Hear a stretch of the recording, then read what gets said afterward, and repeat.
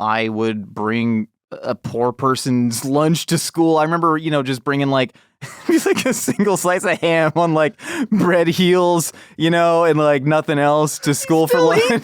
And Josh still, the amount of time Josh comes to the kitchen, he's like, "We got any lunch meat?"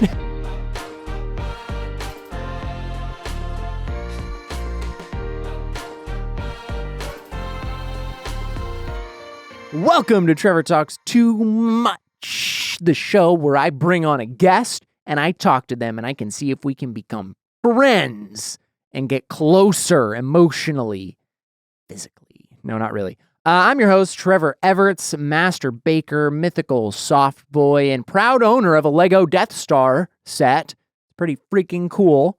It's the Death Star, but Lego version. Today, I spoke with a good friend of mine actually already.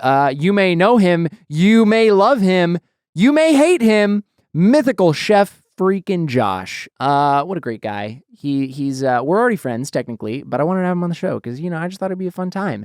And we got a little bit deeper into our friendship. We're friends already. He's also my boss, which is a fun dynamic. But yeah, we just got into about all sorts of stuff. We had some great conversation. Speaking of Mythical Chef Josh, one of my favorite stories of Mythical Chef Josh. Actually, it's about his brother. His brother roasted the crap out of me. John? Really? Yeah. So this was honestly one of the most insane, backhanded roasts I've ever... backhanded compliment, backhanded roast. It was weird. But it was the Super Bowl of 2021. So last year. No. 2022? No, not 2022. That was this year. No, 2020? Was it 2020? I think it was. I went over to John's house. Josh invited me to go watch the Super Bowl at his house.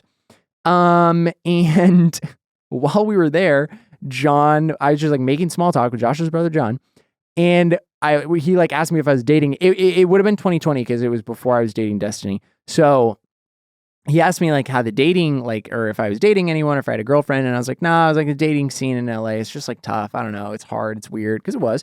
And he looks me in the eye. He looks me in the eye, in my Christian eyes, and he says, "It must be hard going from an Idaho 10 to an LA 6. And I was like, wow, that is... I've never been roasted that hard in my life. And I was like, he called me an Idaho 10, but I was like, wow, it was just crazy. I've never forgotten that moment. Wow. Yeah. That's and I feel like there is because everyone says that, oh, well, what you are in a different state when you come to LA, it's very different. But that's me. It was harsh. And I was like, dang. But John's a great dude. He's a good guy. It's all fun. Yeah. Then after that, Ubers home for me were $150. And so I asked Josh if I could come back to his place. So I rode home with Josh and Julia, his now fiance, rode home. We stopped at the grocery store on the way. We had weird conversations about things that I don't want to speak of. And then I went back and hung out in Josh and Julia's place with them alone, in their apartment, which was weird. I just hung out with their cat Pippin, but they're together, and so I don't even remember. It was a weird situation, and I was just remember looking at my phone. I was like, I just got to sit around long enough until it's not too expensive to Uber home. But yeah, that was one of my favorite Josh/John stories that I didn't get to tell on the show. That's nice. Yeah, it was, except for the part where he called me an LA 6. Yeah, that part's not nice, but I feel the bonding and random thing, and also freaking Ubers. Yeah, unbelievable, right? Makes sense. It was the Super Bowl, and it was right after the Super Bowl, so everybody's probably Ubering back from wherever they watched it from. Mm-hmm. But anyway, that was my story. And now let's get into more Josh. Yeah, more fun Josh stories and Trevor stories. Everybody, super exciting guest. I already said it in the intro, but Josh is here. He's here in the flesh. Look at him.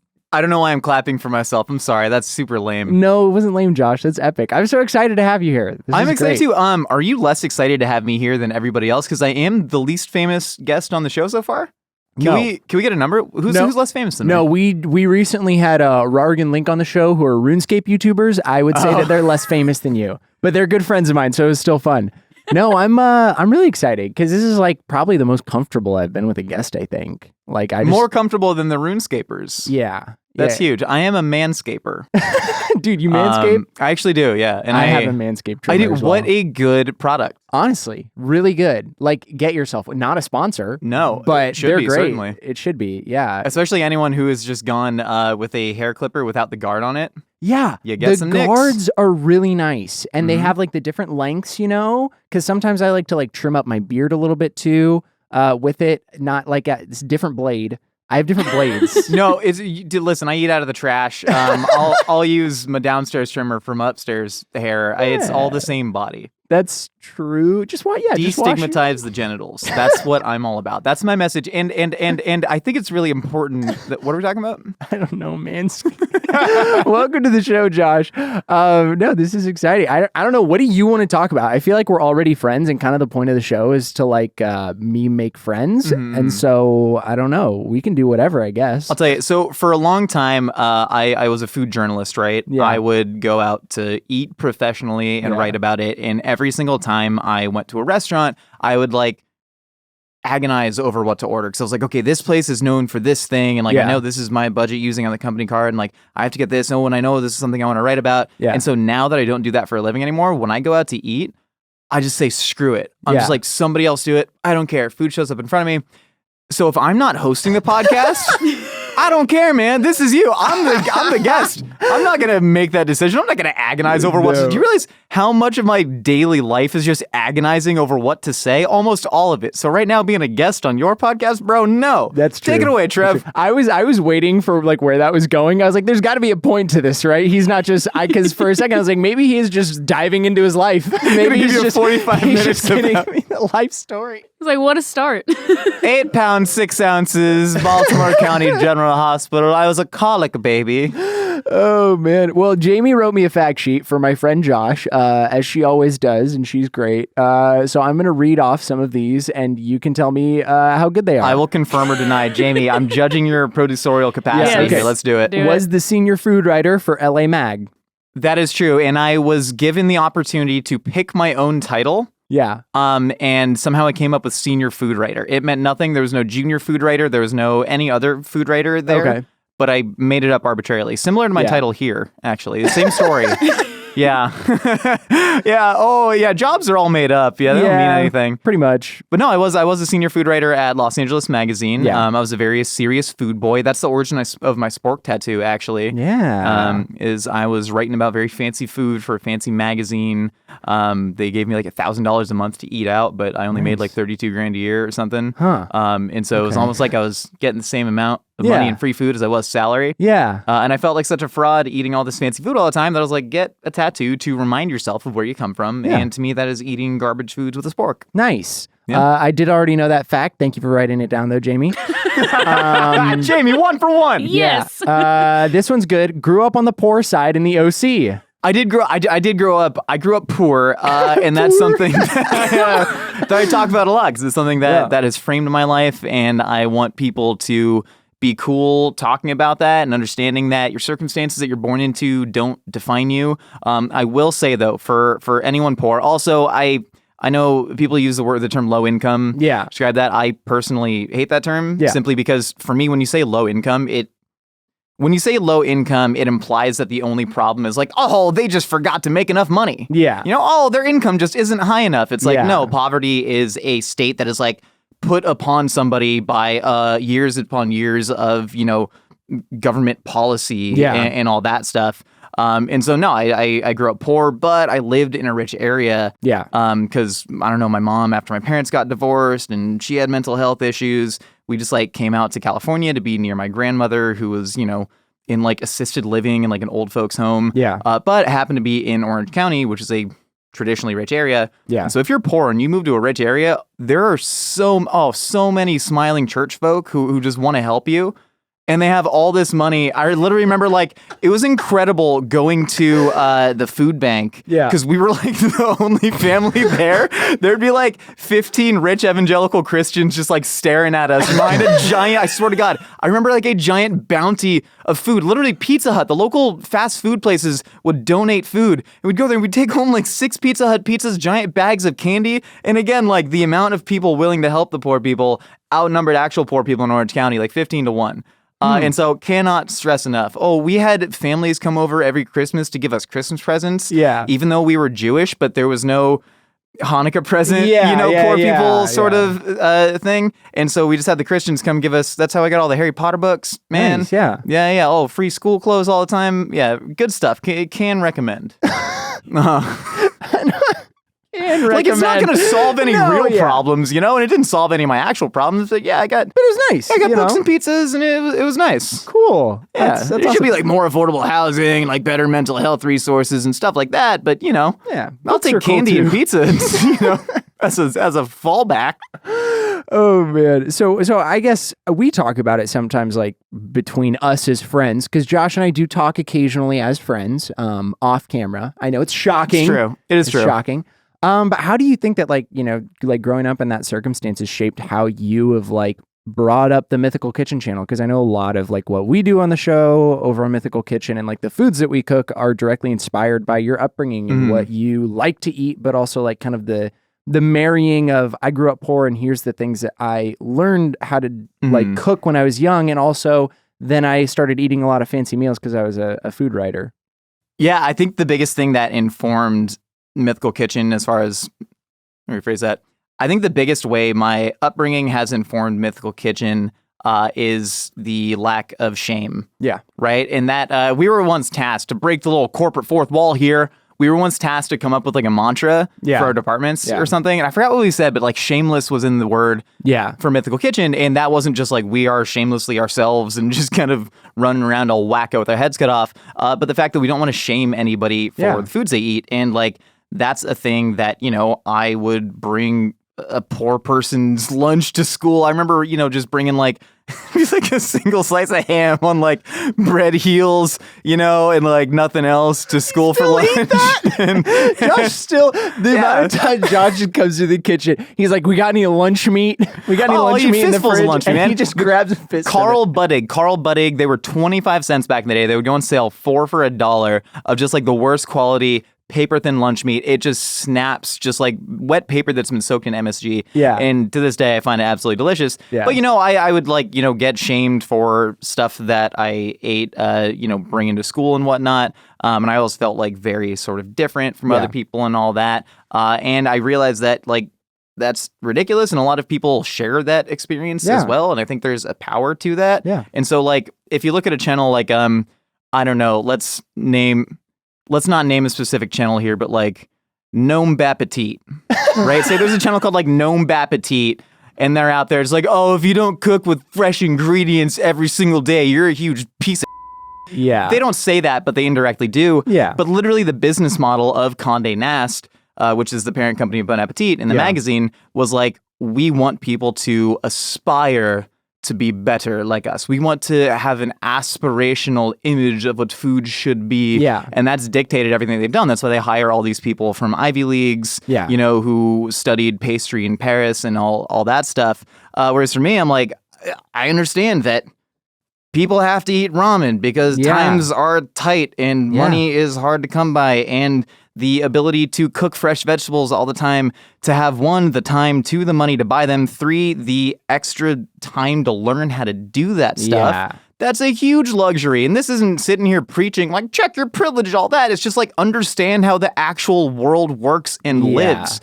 Right? Not everybody can go get Harry's berries fresh from the farmer's market and break that down into a lovely little paste. It's like, nah, if I can teach somebody to do something cool to Pop-Tart that enriches their lives 1%, then to me, that's great. We've done that, And like, we're not out here saying that, I don't know, making moral claims that like, it's good to eat at McDonald's, but it's like, McDonald's is a thing that exists that is very cheap and brings a lot of people a lot of happiness. Yeah. Myself included. Yep.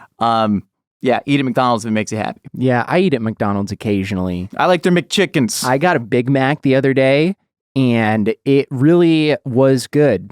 Yeah, man. Good for you, Trevor. You're so brave, dude. You're like a hero. I like the McChickens with extra mayonnaise, but I can't bring myself to order extra mayonnaise because it just doesn't feel right coming out of the mouth. But I always hope, I hope they put a little extra squirt on there.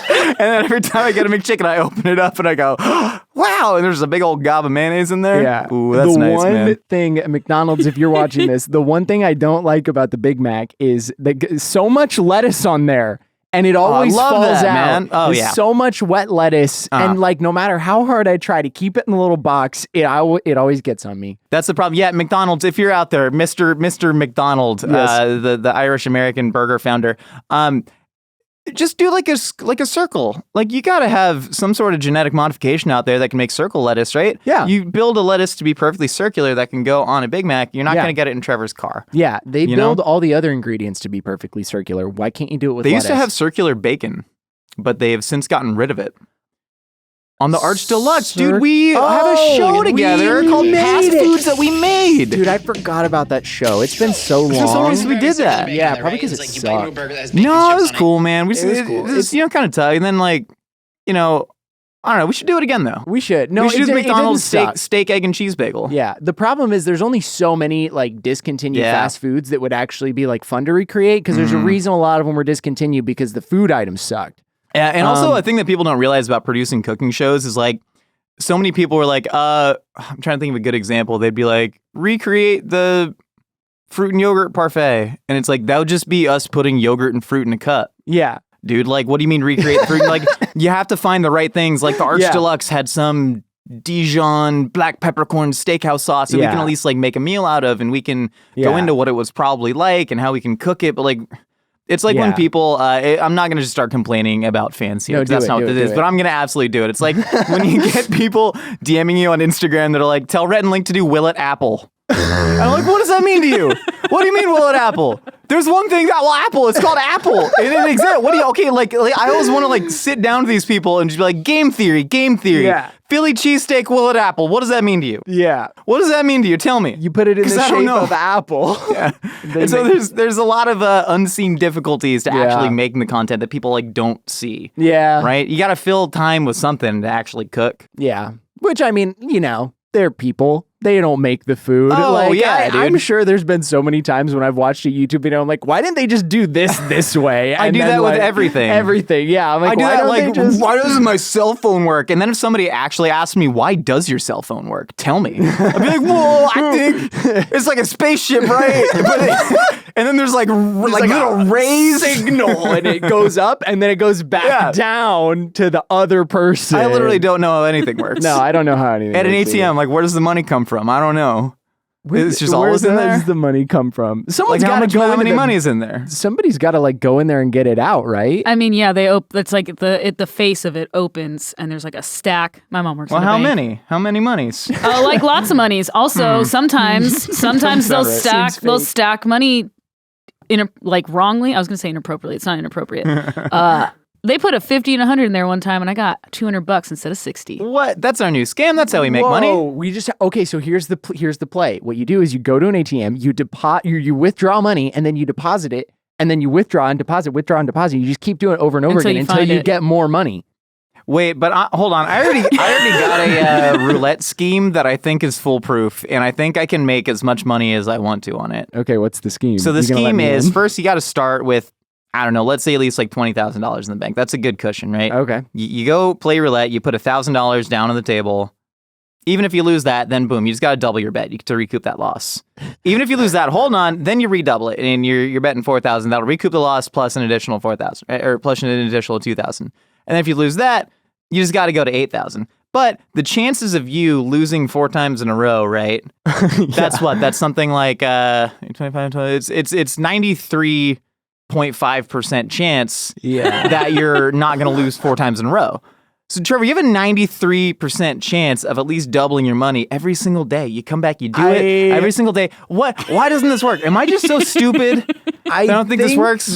That seems like a It seems like what a gambling problem is. Nah, man, it ain't a problem, man. It ain't a problem. I just need money, man. I just need 10 grand. Trevor, come on, man. Give me some money, man. You got podcast money, man. But on a roulette table, it's not a direct 50-50 chance. Sure, yeah, the green space. I knew you were going to bring up the green space. Yeah. Screw him. That's my answer to that, Trevor. It's never going to happen. That is one thing, since Josh has encouraged bad gambling, I will say the odds are always against you in a casino.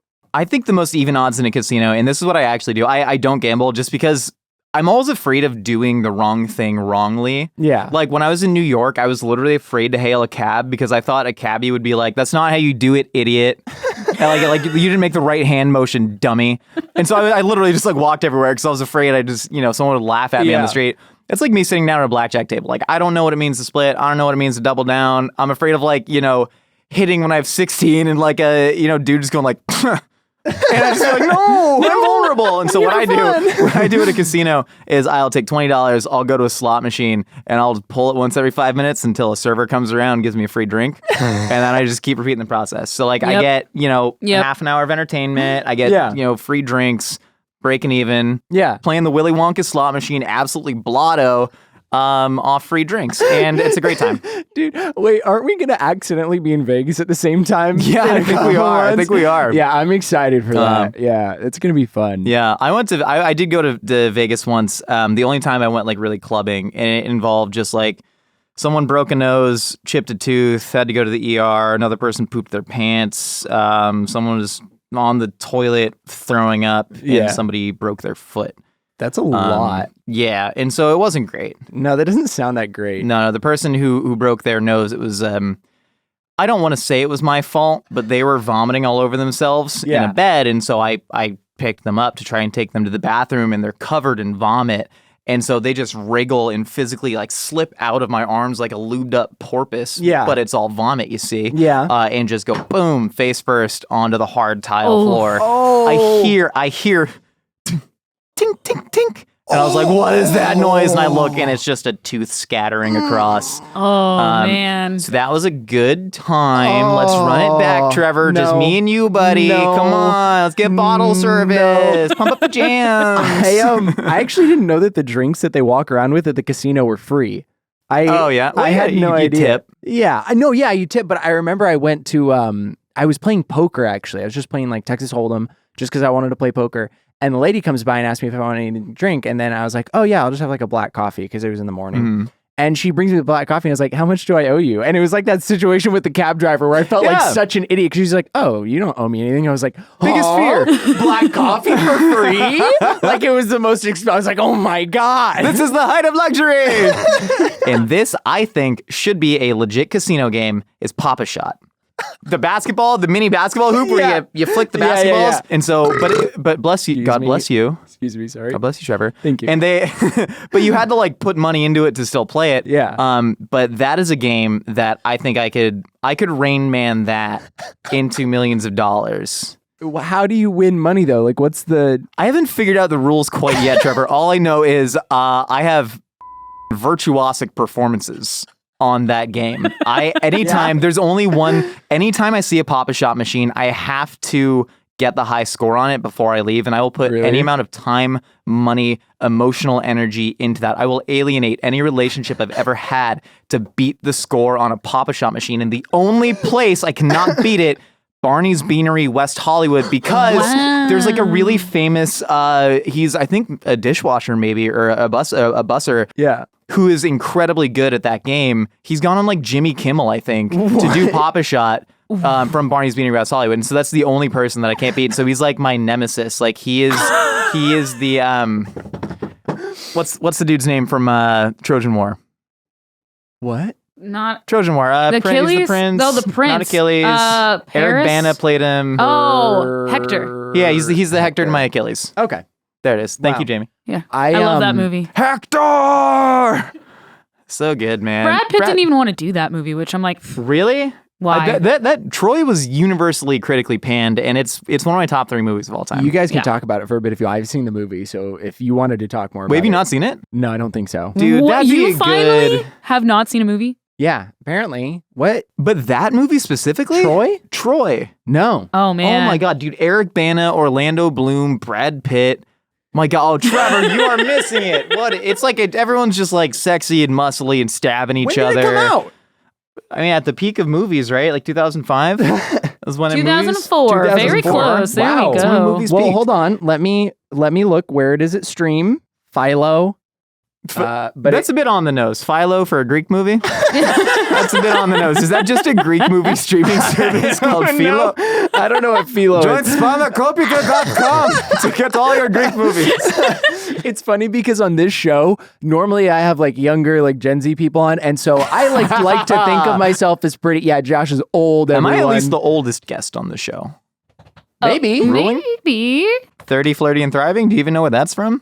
Oh, No way. Oh my God. Trevor. What is it? How does he even exist in the world? I don't know. Wait, what is it? Maybe I just don't remember. Bro, Jennifer Garner, Andy Serkis, 13 going on 30. played Judy Greer. Oh my God. What Okay, you're the gonna go. hell, You're gonna. man? You have never seen that? That's technically in the Marvel Cinematic Universe. No, I haven't Yeah. seen it. I'm Mark sorry. Ruffalo, man. Mark Ruffalo, oh my God. I'm sorry. Normally, I'm the one Do you that's know seen the plot to 13 going on 30? No. Oh my God. Is it Jennifer similar to Garner. 17 again with Zac No, Efron? it's not even close. No. And it's Not so even much close. better. So much better. About a 13-year-old who magically becomes 30, flirty, and thriving because she wishes for it on her 13th birthday when the group of mean girls, also called the Six Chicks. Anyway. Sorry to usurp your show. No, that's okay. I'm glad because like I was going to say is normally like when we have younger people on, I like to consider myself like I have okay movie knowledge. I've seen lots of movies, and there's a lot of times that people don't know the movies that I'm talking about. And now the script has been flipped, and I feel like a fool. Yeah. No, you are. Well, one of my fears is that children these days aren't watching movies.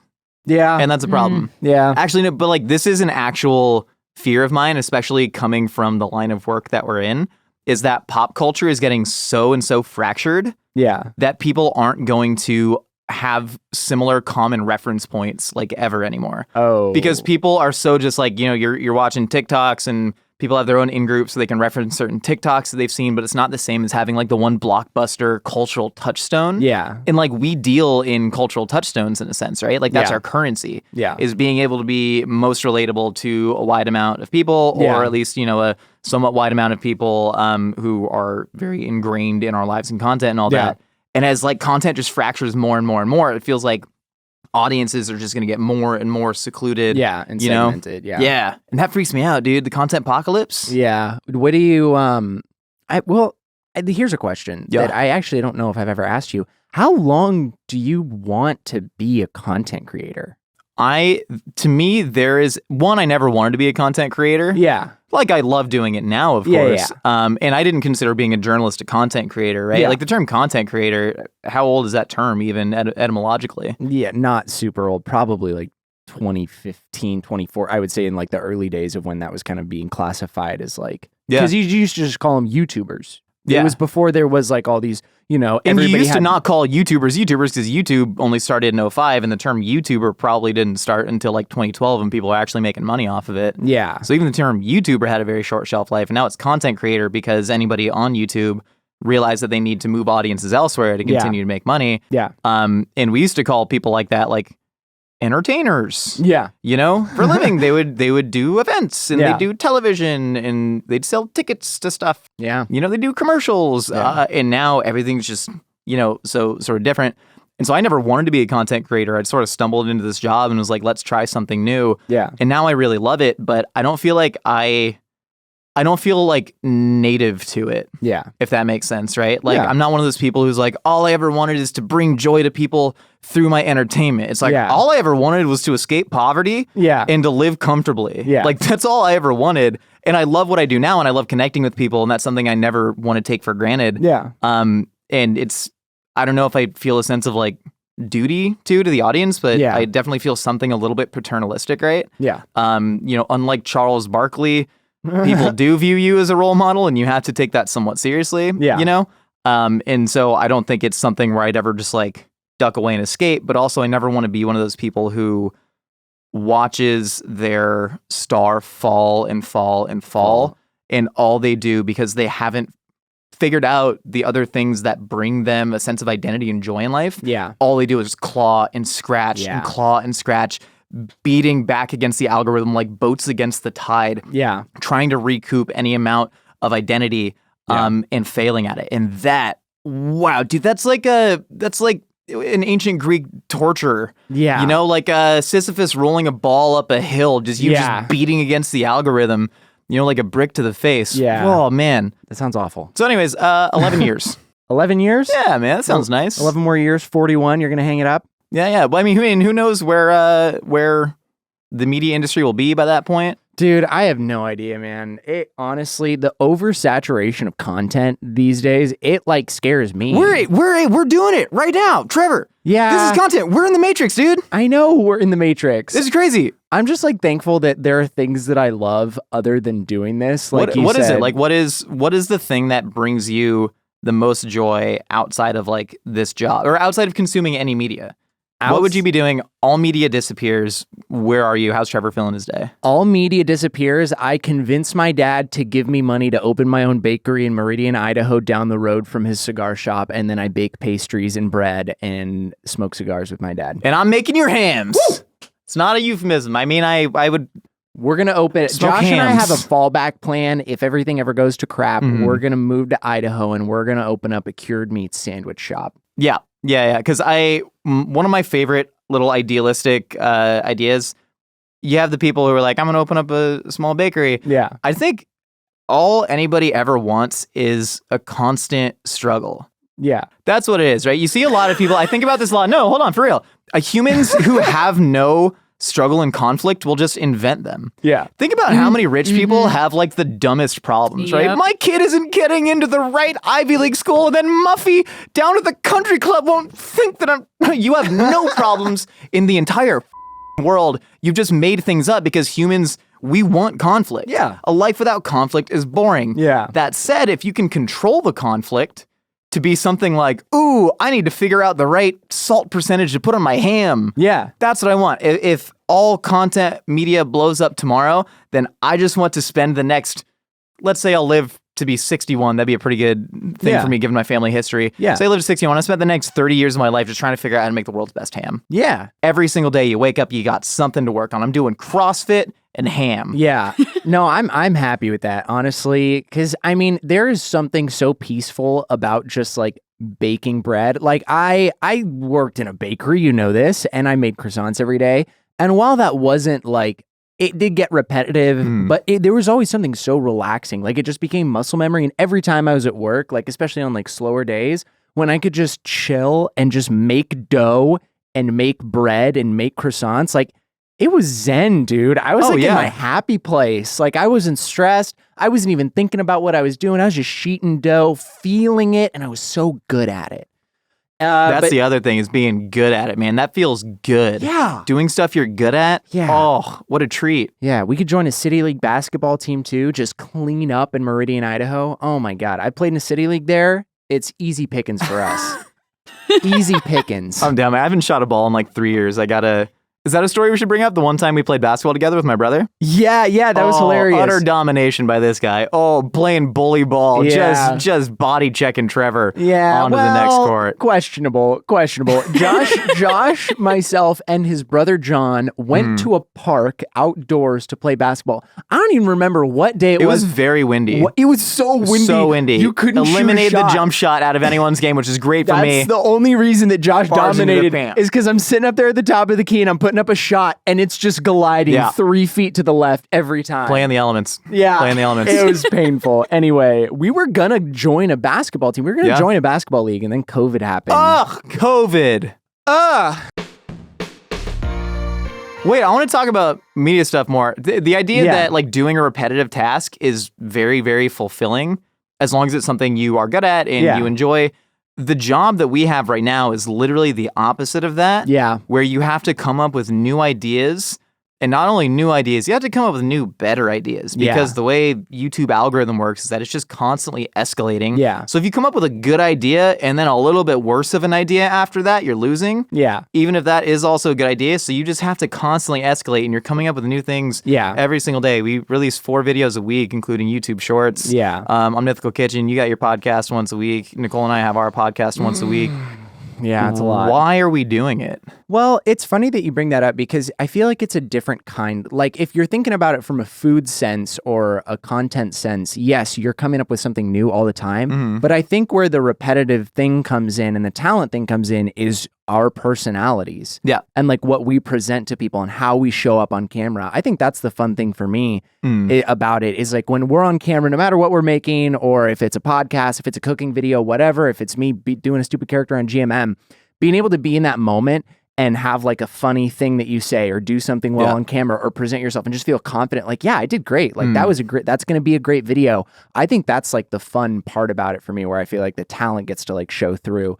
But yeah, coming up with new foods that have never been made ever before every day is awful. Yeah, it's nerve-wracking. It's terrible, man. And It's every like- single time you sit down to think of a new idea, that little thought creeps into your head of today's the day where the ideas stop coming. Yeah. Right? Every single time Yeah. you sit down. And then magically we're like, oh, and here's 15 new TikToks that we put out. And Yeah. I'm shirtless with a life-size camera costume, clicking tongs as if I'm some sort of Instagram demon. Yeah.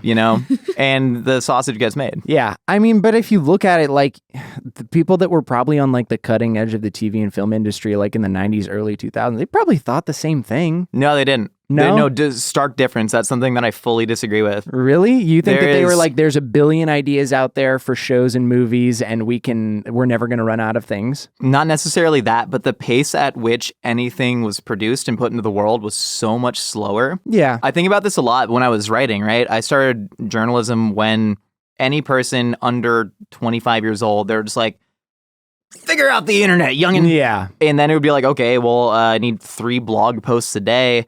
And so I could never actually focus on like one good thing. And then people would be like, when Jonathan Gold was writing in the 90s, it's like Jonathan Gold was getting paid a living wage to write one story per week. Jonathan Gold, Yeah. for anyone who doesn't know, only Pulitzer-winning food writer ever, personal hero of mine. Yeah. LA legend.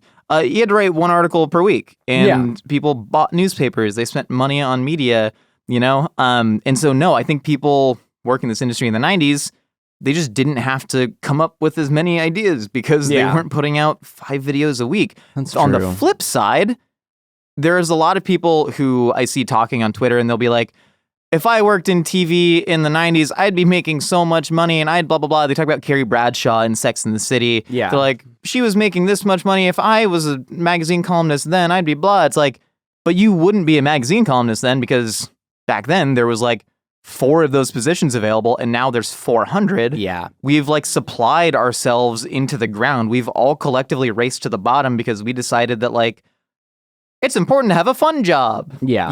Yeah. And so like that has literally just dropped the value of it. Like there shouldn't be this many videos out there. Yeah. There's simply too many. There are. There's simply too many. Well, now I'm depressed. Not this one though. This one's the one important one. Yeah. Click the bell. Yeah, I remember when we announced this podcast and somebody like I think replied to tweet and they're like, "Oh, great, another podcast." And I was like, yeah, you're right. You're right, I guess. But hey, if this podcast can make like, a few people happy, then that's cool. And it's fun to do. And I think but that's one of the, positive sides of like media and stuff continuing to fracture and segment is that you're getting deeper connections with people. Yeah. Like the amount of messages that I'm sure we've both gotten from fans who were just like, hey, this has meant so much to me. I was in a really dark place. This dragged me out of a depression. I watched you make a peanut butter and jelly chicken sandwich and put Smuckers on your nipples or whatever I do during our normal cooking show. That was the reason that I got out of bed this morning. Yeah. Right. And people, network TV writers don't have that. Yeah. I don't think someone's like, hey, this one line on NCIS tonight that I instinctively knew was written by you, one of 16 people in the writer's room.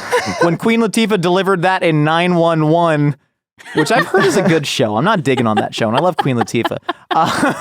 You know what I mean? They don't have those connections with people. No, so it's you're cool right. to have that. I mean, I remember being young and growing up, like in high school, when I first started struggling with depression and having those same things. Like, there were people that, like, when I was holed up in my room and felt like I couldn't get out of bed and all I wanted to do was just stay isolated in my room, there were people that I watched, like YouTubers, content creators that I watched, and it never was a TV show. It never was I didn't in my comfort movies where I'm like, oh, I just can't wait to watch Russell Crowe again in Gladiator. Like, I'm going to feel so good after this. It's like, I watched, YouTube videos. I watched Twitch streams, and I watched that because it was a sense of connection, kind of that like weird parasocial relationship. Even though I wasn't like weird, like I wasn't like, oh my God, this person's my friend, but it was nice to have like just a little bit more intimate of a connection and know that this is like a real person that plays RuneScape, a game that I also play, and I can type a message in chat and be like, yo, I like your streams, man. And he'll be like, hey, thanks, man. I appreciate it. Like, it was just those little things. And I think that that's something that I really love. And when I started to be able to do this job and have those interactions and have that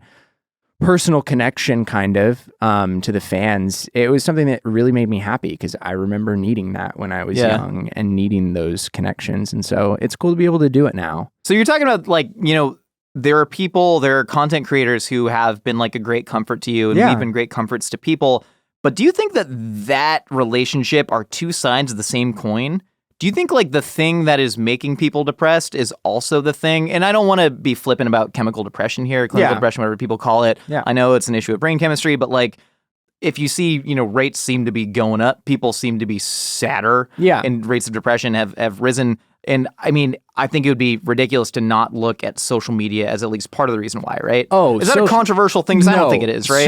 I was going to say, actually, before you even brought up social media, I was going to say the like YouTube and Twitch, because those are the two main things I would say that when I first started struggling with depression, that were the things that I looked to. Those are great, having something to distract you, having like a real person there that you can feel that kind of connection with. But social media is so toxic. Yeah, brain poison. It is literally poisoning brains. And like, it's been something that like I've had to back up from, because same. Way back in the day when I was in high school and I had like 300 followers on Instagram and I did barely use Twitter, like it wasn't that bad. It was whatever. Like, I still would have those moments where I was like, oh man, I wish I had more followers, but like I didn't really care. Yeah. And when I started working here and when I first started getting like more followers, it was something that I was very stressed out about. And I was like, the way that people perceive me on social media is everything. Sure. And I need people to approve of me on Instagram and Twitter. I need people to think I'm hot and funny. And I always have to be doing things that continue to make people think I'm hot and funny. And I would get anxious if I didn't post something. I would literally sit in my room and I'd be like, you got to think of something funny to tweet. You have to like take pictures or something to post on Instagram. Otherwise people are going to forget what you look like and not care about you. Yeah. And I'm thankful that I realized it, because it is so toxic. And I've definitely like taken a step back from that and been like, I don't care. Like I scroll on Twitter now and I scroll on Instagram, but I don't like worry about posting things. But it is so toxic and it is so bad for like your mental health to just constantly be on social media. Are you familiar with the Arab Spring, Trevor? No. I believe it was in Tunisia, where a man named Mohammed Bouazizi self-immolated. He was a fruit cart worker, and to protest repressive Tunisian policies, lit himself on fire in protest, launched a just firestorm of protests all across Middle East and North Africa. I believe like 8 autocrats were ousted at the time. This is Mubarak, Gaddafi, a lot of these people. And of course, from our like very American view, we're like, yeah, good thing. And a lot of people were organizing on social media about it. Yeah. And so all of the discourse at the time was like, wow, social media is a tool for societal good. Everybody can organize and do great things. And then like 2016 happens, and we're all like, oh no. Yeah. And so to me, that's why I ask about the like two sides of the same coin, right? If it can be used to gather people together for good, it can be used to gather people together for bad. And so if you're getting comfort from it, there's also a chance that it's, the thing that could be causing your discomfort. Yeah. Right. And that's the thing that like freaks me out. No, yeah. And I think it has a lot to do with the things that get attention on social media and YouTube in general. The things that are always going to be at the forefront are the most negative things, because that's what's going to cause people. If it bleeds, it leads. Goes back to 90s news media, baby. Yeah. It's going to be the things that cause people to scroll more. That's what they want people like. Any social media site the algorithm is written to keep you on it as long as possible. That's why when you post a YouTube link on Twitter buries the tweet, because they're like, we don't want people leaving our site. And everything that keeps people on the site is like 90% negative. Like you don't see good things like, oh my God, this is such a great thing trending, because it's like, oh, that's cool. You read about it once. But like, when you see something really awful and negative going on, everybody's going to be tweeting about it, and you're just going to keep scrolling and keep scrolling and keep scrolling. And so 90% of the things that you consume on social media are just really terrible to dwell on and think about. Yeah. The only goal of any living thing is to survive. Yeah. Right? And so the only goal, this sounds insane, like I'm talking about Twitter as a living being, but the goal of Twitter is to keep being Twitter. Yeah. The goal of every single person working for Twitter is for Twitter to keep being Twitter, and it will do anything that it needs to keep existing. Yeah. Right? And so if they make a decision like, we're going to ban Trump, it's not because of some sort of moral altruism. It's because they want to keep being Twitter, and if enough people leave Twitter because they're complaining that Trump is still on there, then it's going to stop being Twitter. So like the only goal of anything is survival, and it's just going to keep escalating the things, good or bad, that allow it to exist. Also, this is funny because it also works in the same way with pictures of women and not a lot of clothes. Yeah. The Twitter algorithm knows that people will click on photos of scantily clad women. Not that that's a bad thing. Post whatever you want on sex Twitter. Positive on Trevor talks too much. No, post whatever you want, but Twitter knows that people like that.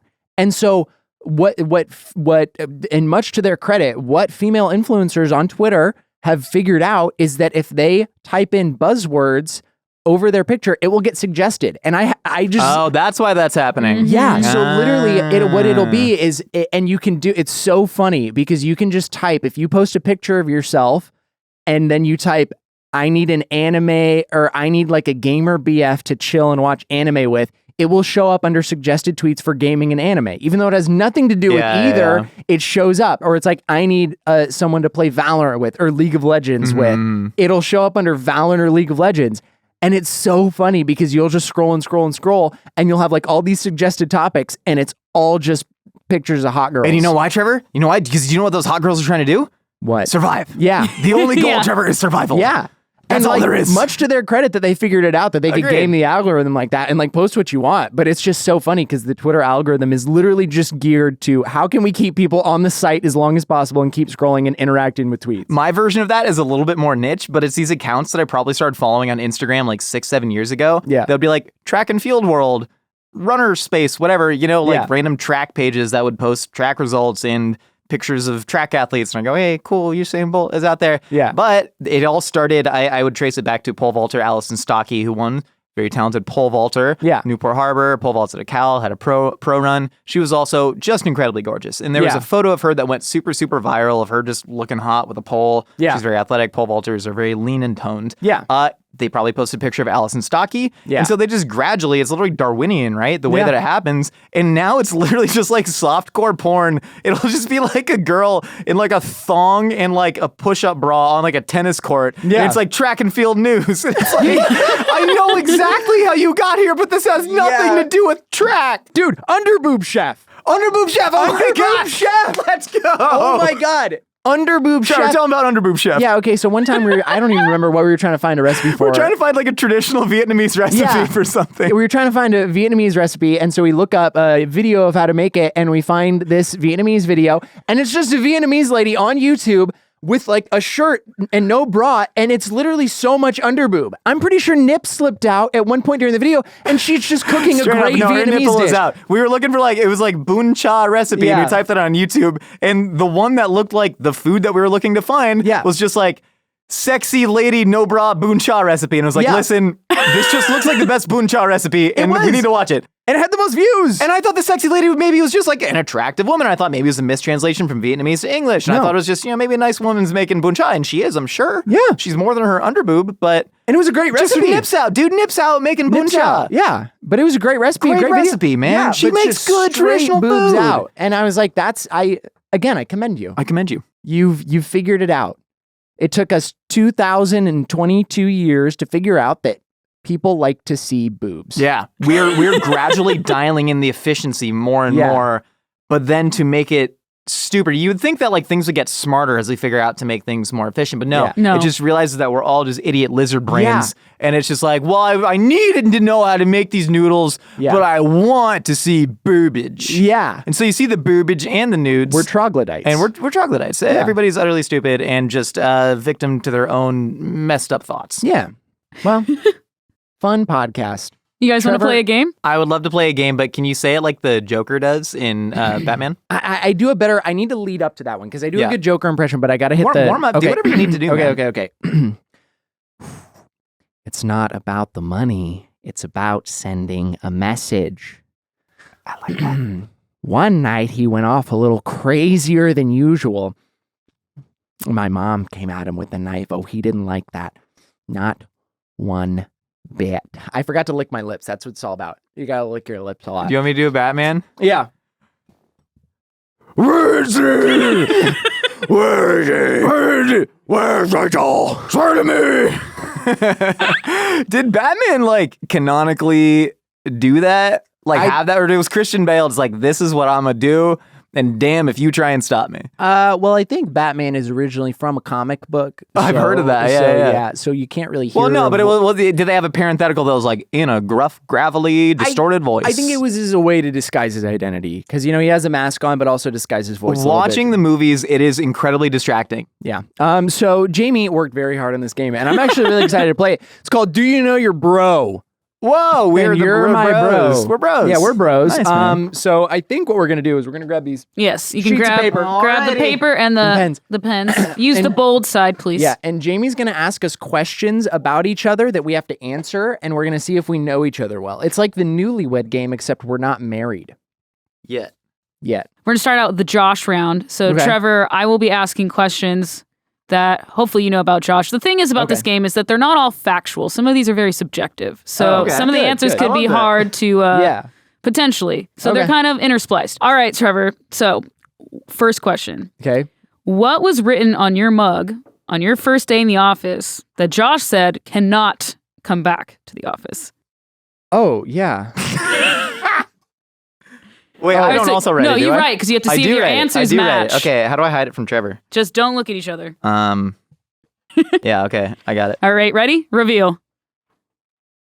Senpai in the streets, hentai in the sheets. That's right. Yeah, Trevor brought a hentai themed mug. Everyone was like, "Hey, do you have any concerns hiring a 20-year-old for this job?" And I said, "No, not at all. He seems like a very mature young man." And then comes in, and it's like probably it's his first. I remember being your first week. Yeah. And he had a mug that said "Senpai in the streets, hentai in the sheets." Yeah. And was there anything graphic on it? No, it was just words. There wasn't like hentai titties on it. I feel like there may have been hentai titties. There I don't was know. not. I can show you a photo know. of the mug. It is a plain white mug with those words written on it. Not even like any weird faces. It is only words. Yeah, and one of the weird things about the dynamic is that technically I'm Trevor's boss in the Mythical Kitchen sense. Yeah. I think, do I approve your time off? Is that a thing that I think do? Nicole might have you do ever it logged now. it even? I don't know if I've logged time off. I log my time off, ever. but I think Nicole approves it because you've got that's a lot cool. going on. It's a lot going Yeah. on. But anyway, so this is like Trevor was like our second hire is literally like Nicole, then Trevor, and we started filling out the team. And I'm like, okay, Josh, like new phase in your life and manage people. You gotta be friends with them, but also understand there's gonna be some boundaries, and like things. And then I just see senpai in the streets, hentai in the sheets. I just remember saying, Trevor, that mug is hilarious. Please never bring that to the office ever. And then you showed up with the Bigfoot is real, and you tried to eat my hat, and I was like, that's acceptable. We are a pro-analingus company. Yeah. Because it's gender neutral. Yeah, it Everybody is. has a butthole. Yeah. Every butthole can be eaten. It's actually funny. Now that you bring that up, it's funny that you are okay with the hat and me wearing that on camera, but not the mug. Yeah, I don't necessarily want to try and break that down too much. Yeah, no, probably But, shouldn't. I only wear the hat yeah. occasionally. All right, next question. All right, next question. This one is subjective. Okay. And then, so this one, I'm going to have Trevor reveal first and then see if it matches Josh's answer. Okay. If Josh was giving a TED Talk, what would it be about? Oh, God, that's hard. That's hard because, Josh, your first instinct is to go something silly, but I think it would actually be serious. Let's see how well you know your bro. I got my answer. This is something not necessarily a TED Talk. This is actually a book that I want to write. This is a book that I want to write. I think I missed it, but I think this is something that is... All right, Trevor, what is your answer? I put racism in food media. Oh, here's the thing about that is I would gladly help produce and consult as a white dude. Don't know if I should be the face of racism in food media. But I do talk about that a lot and think about that a lot and try and be efficacious about the way I interact. I would just do how the internet has shaped the way that we eat in ways that people don't expect. Okay. This is something I think about all the time. My entire career has been on the internet in food media. Yeah. And I think there's a lot of absolutely insane stories that people don't understand. For instance, like one Goop post, Gwyneth Paltrow's site, from a man who claims he speaks to angels, caused a global celery shortage and caused the prices of it to almost triple. You know, like stuff like that is crazy. There were feta shortages after the TikTok video of the baked feta, and stuff like that. And I think that's fascinating. That is very interesting. That would be a fun one. Yeah, that's a good one. Yeah. So far it's 1-1. You get 1 point. That was a toughie though, and that was like pretty but cool. I might give you a half a point for that because it was both about I food, figured it would be serious something food topics, food media related, but on a more serious note. And I just know that that's something that we've talked about in the past and how god awful food media is when it comes to that stuff. Next one. Okay, what is Josh's favorite cocktail of all time? Oh wow, dude, you better know this. Oh my god, do you not know this? Do I talk about it all the time? I know I've like you made do. you one. I know you do. I've made you one. You've made me one? I think I made you one when you came over You came over that one time, right? We had like a little like potluck where we got a ton of Connie seafood on my apartment building rooftop. Well, because this is tough because there's also Josh's favorite cocktail, but then we've also had lots of conversations about what's the classiest cocktail that you can order, or like what's a good cocktail to order at a bar when you want to seem like you're like a little bit. Also, I've said so many things in my life. Yeah, you've said so much. My God. Okay, I have it, I think. Okay, reveal, Trevor. Black Manhattan / Old Fashioned? Oh, no, hold on. But that is Black Manhattan's number 2, but it is the penicillin. That's Fudge, right. man. That was the answer I was looking for. I should have known. God dang it. Mm-hmm. All right. One more for Josh, and then we're switching to Trevor. Okay. This one is also subjective. Okay. What would be the name of Josh's deathcore band? Ooh. Oh, God. Something like really... I have an idea. It's a bit of a pun and doesn't necessarily follow the musical genre exactly, because there's like a lot of deathcore bands that are like decapitated corpse, you know, like festering wound. Yeah, but I didn't go that way. Okay, right. Well, mine's Trevor? wrong then, big time. I went with God's severed big toe. That's good. That's a good one though. I like that. Oh, Thrash Raccoon. Oh, Thrash We're Raccoon. Thrash Raccoon, and we're here to melt your face off. You know, something like Love that. it. Thrash Raccoon, man. I'd watch Thrash Raccoon. That'd be pretty cool. That's good. Yeah. Yeah. Shoot. All right. Are we switching to Trevor now? We're switching to Trevor. I hope I don't embarrass myself. Well, I didn't do very well. Jeez. It's okay. This is gonna be good. Okay. What was the name of the French bakery Trevor worked at before starting at Mythical? That is so easy. The first one that you got was easy too. Was it? There was another. I think it's just there was like another restaurant attached to it though, and that had a numerical name. Like it wasn't 187 because that's a police code for murder in the great Samuel L. Jackson movie, based on the high school that my dad used to teach at. Dude, I don't even remember the name of the restaurant upstairs. It was like 186, I think. Yeah, 186. All right, so Josh, reveal first. I believe Dominique Ancel. Yeah. Yes. The name of the bakery. He is correct. I believe, a former French Special Forces operative. He was the military guy, right? You know more about him than I Yeah, do. I just know he was an angry French man. And French chefs are, brought up hurt people, Yeah. Trevor. Yes. Brought up in a cycle of abuse and continue the cycle of abuse. Yeah. And it ain't cool. It's not cool. It's not cool. freaking cool. Stop doing the abuse. Yeah. All right. Bad. All right, I'm ready for the next one. question. This one's subjective. If there was a biopic about Trevor's life, who would he want cast to play himself? Oh. Interesting. We're not going age agnostic. We're going like for realsies. Who's playing Trev? Yeah. Great. Um. Man. I don't have a good answer. You know what? I'm just running with it. Okay. All right, Josh, reveal first. I said Gansel Melmort, the guy from Baby Driver. Ansel Oh. Elgort. Sully. Gansel Melmort. I don't. What do you guys? Eddie can you not Redmayne. read? Oh, Son of a! that's who I was. You effing kidding me? That's why, Trevor. That's literally why I was asking if it was age agnostic. I don't. Man! What is age agnostic? What do you mean by I'm like that? if because Eddie Redmayne wouldn't play you because he's significantly older. Yeah, but he's not But like... I knew that because you dressed up as the Danish girl in high school, and he was a Danish girl, man. I don't know enough like younger people. That's why I said Gansel Melmort. He's young. Gansel Melmort. You know, and he's like tall, and I don't know. Yeah, he's got Shoot. too much of like a baby face, I think. He's Yeah. got like a chubbier face, like a rounder face Yeah, than yeah. I do. I was gonna say Chalamet, Timmy Chalamet. Oh, that was Chalamet. Oh, that'd have so been a good one. Chalamet That'd and have been Ding a good Dong. one. I mostly wanted to write down Gansel Melmort. Yeah, though, 'cause that's I okay. always Yeah. forget how the letters and sounds are structured in that person's name. Because Gansel Melmort and Ansel Elgort are equally appropriate names. Also, Yes. I wouldn't want Gansel Melmort because I'm pretty sure he's kind of a piece of Ah, So, I don't know, man. Yeah. Gansel sucks. Melmort. You. All right, next question. All I'm gonna right. fight him in the creator clash. This one is very subjective and pretty stupid, but it's my favorite one. Okay. Why is Trevor on timeout? Why is Trevor on timeout? Like, why would you put him on timeout? Oh, I thought it was a riddle. Oh, no. Riddle. Why is Trevor on Why is timeout? Trevor on timeout? Let me think. I Why feel would like Trevor that's be something. on put timeout in for? timeout? I'm trying to think if there's anything that would actually be. Trevor, do you remember one time I like caught you doing something inappropriate at work? That sounds like you were Jeffrey Tubin it at work. Not that. I just know there was one time where like I like walked in. You were supposed to be doing something. I'm just gonna write it down.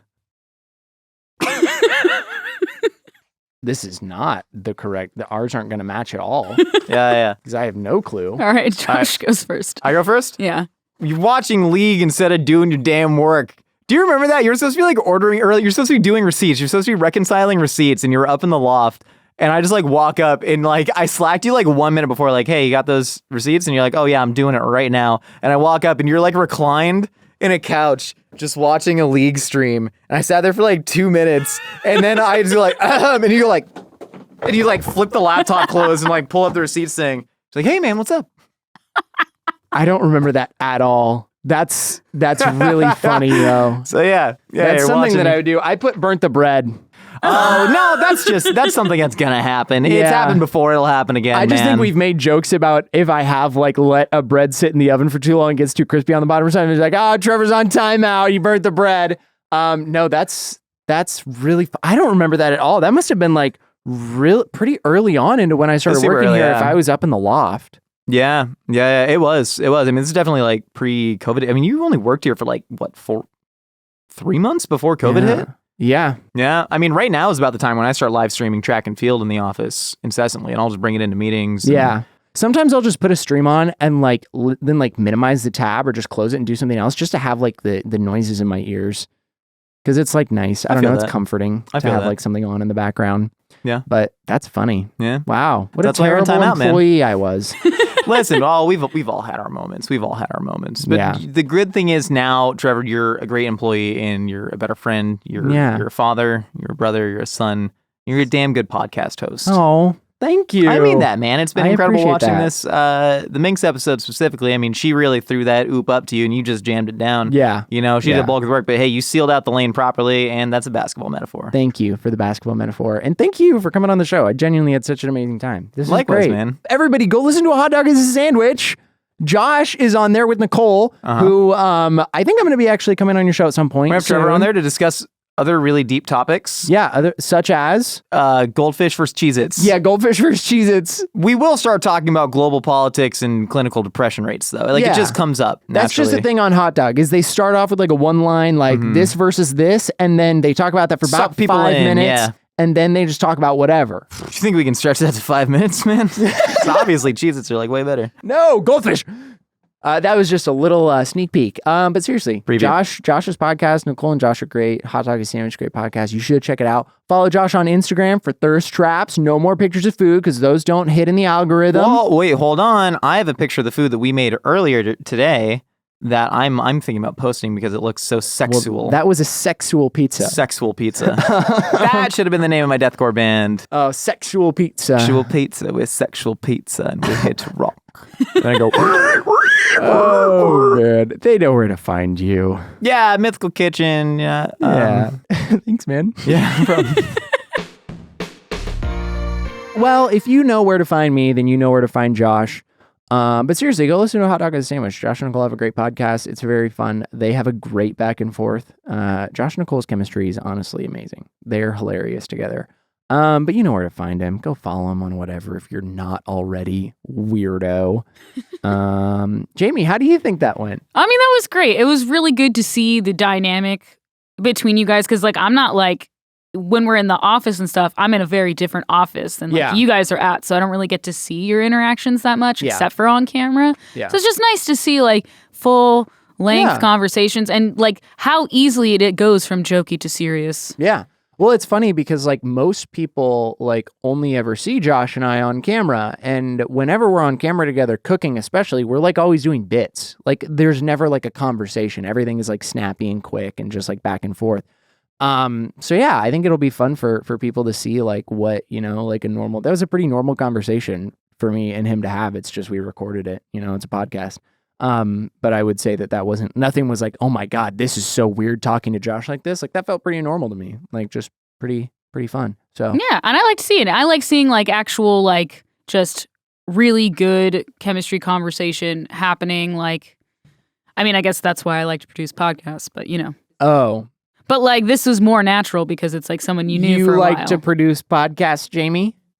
I mean, I bet you do. It's a job, because you're really good at it. Oh, that was nice. Yeah, I know. Thank you, everyone, for listening to Trevor Talks Too Much. Listen every Tuesday. We got new episodes coming out, and then the following Monday, we got the video version going out on YouTube. And make sure to leave a review or a comment or whatever. Give me tips. I need them. And follow all the Mythical stuff. Follow me, follow Mythical, follow all of our TikTok pages. Go check out Mythical Kitchen. Check out Mythical Pods on TikTok. Check out all this stuff. Go check out A Hot Dog as a Sandwich. If you enjoyed me and Josh talking, you'll probably really enjoy Josh and Nicole talking. So check that out. And big plug here coming in, very important at the end. So I'm going to spend a lot of time deliberating on it. Mythicon is happening. Mythical Convention. It's happening in Austin from October 27th to 30th. It's going to be freaking amazing. We basically got a whole mythical town set up. We like rented this ranch and it's like a huge, really cool event space. And we're going to mythicalify the whole thing. There's going to be a ton of events. We got a live A Hot Dog as a Sandwich. We got live Trevor Talks Too Much. We got Rhett and Link doing all the Rhett and Link stuff you could ask for. But yeah, there's going to be so much cool stuff there. Tickets are on sale now, so make sure to go check those out. And yeah, thank you, everyone. Have a lovely week. I know I sure will. I'm going to get a massage later tonight. Sweet. That'll be nice. And it's your first time? First time. Well, getting like a professional one, but they don't need to know that. Goodbye. It's like the end of the outro, so I'm supposed to like say goodbye. And I told them to have a good week, and I'll cut it and make it nice. No, I think we should leave it in. Okay. Goodbye, everyone.